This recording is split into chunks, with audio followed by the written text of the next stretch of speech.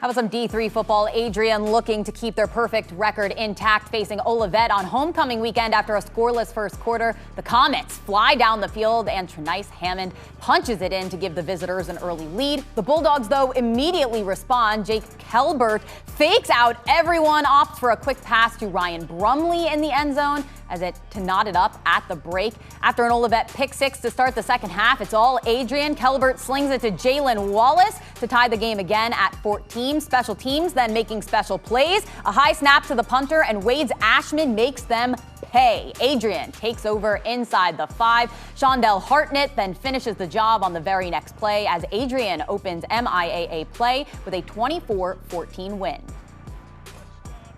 We were going to be challenged by Olivet coming in. We knew they were physical. We knew they had great athletes. So for us to hold up, especially like that in the run game, I think is a big step in the positive direction. They just kept believing in themselves, and we always stress playing 60 minutes, and that's what it took today to win the game. I mean, not a pretty game offensively for either team, but being gritty on special teams, being gritty on defense, and producing a pretty critical offensive drive, I think was the difference for us tonight. Greg Franke and Godfrey Lewis break down all the good things happening for Adrian under a new head coach.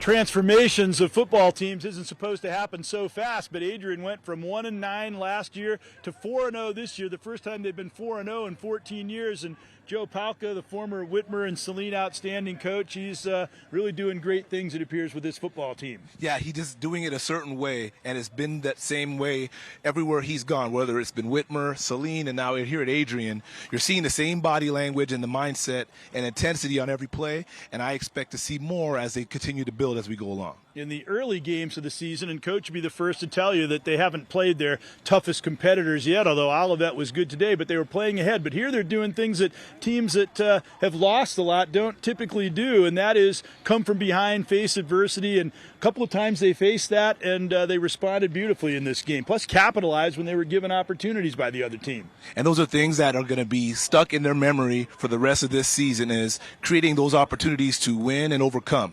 And that doesn't happen unless you play through the game, and it takes sometimes adversity to get there. No, I expect this to be a growth improvement for them and being able to take it to a new level as they figure out what other competitions out there are going to bring them even more competition. You've been involved in a football team at Bowling Green that had that kind of a change in such a short period of time. What really makes the players to buy into that? Yeah, it comes down to connections. When you build those connections, first you build the trust, but that also comes with the confidence about knowing yourself.